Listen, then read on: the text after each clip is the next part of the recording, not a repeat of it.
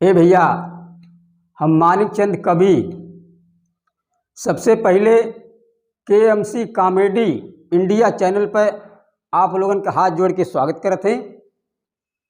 आज हम अपने वीडियो के माध्यम से आप लोगन के बतावल चाहते हैं कि यह कलयुग में सबसे ज़्यादा दम कौना चीज़ में बा। ला सुना भैया। कलयुग में भैया उठला लिए में दाम बा, कलयुग में भैया उठला लिए में दाम बा। चीनी से तनी को मिठास नहीं काम बा, चीनी से तनी को मिठास नहीं काम बा। कलयुग में भैया उठला लिए में दाम बा, कलयुग में भैया उठला लिए में दाम बा, कलयुग में भैया उठला लिए में दाम बा। लैका निहारत घरे में उठलाली, लैका निहारत घरे में उठलाली, लैका निहारत घरे में उठलाली।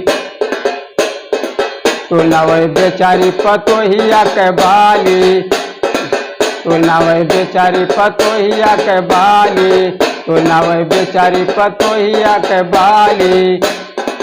ओकरे ना तानी को भरला जे सराम बाय, ओकरे ना तानी को भरला जे सराम बाय। कलयुग में भैया उठला लिए में दाम बाय, कलयुग में भैया उठला लिए में दाम बाय। चीनी से तानी को मिठास नहीं काम बाय, चीनी से तानी को मिठास नहीं काम बाय। कलयुग में भैया उठला लिए में दाम बाय, कलयुग में भैया उठला लिए में दाम बाय। करता घर ही में हरि के पूजा, मेरी के पूजा हो में हरि के पूजा, मेरी के पूजा हो में हरि के पूजा। तोरे सिवा न केहू हमारे बदूजा, हमरे बदूजा हो हमारे बदूजा, हमरे बदूजा हो हमारे बदूजा। बाप मातारी कहना तानी को भरगाम बाय, बाप मातारी कहना तानी को भरगाम बाय। कलयुग में भैया उठला लिए में दाम बाय, कलयुग में भैया उठला लिए में दाम बाय। चीनी से तानी को मिठास नहीं काम बाय, चीनी से तानी को मिठास नहीं काम बाय।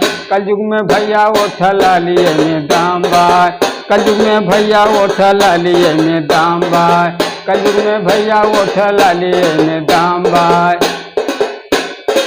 काहे मानिक चंद कभी बदलल जमाना, बदलल जमाना हो बदलल जमाना, बदलल जमाना हो बदलल जमाना।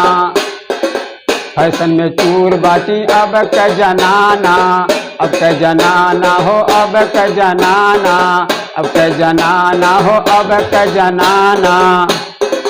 आजकल के लाइकन का भइल बड़ी चंबाय, आजकल के लाइकन का भइल बड़ी चंबाय। कलयुग में भैया उठला लिए में दाम बाय, कलयुग में भैया उठला लिए में दाम बाय। चीनी से तानी को मिठास नहीं काम बाय, चीनी से तानी को मिठास नहीं काम बाय। कलयुग में भैया उठला लिए में दाम बाय, कलयुग में भैया उठला लिए में दाम बाय, कलयुग में भैया उठला लिए में दाम बाय। भैया हाथ जोड़ के आप लोगों से निवेदन बा कि चैनल के लाइक सब्सक्राइब कमेंट जरूर के दिए। बहुत बहुत धन्यवाद आप लोगों।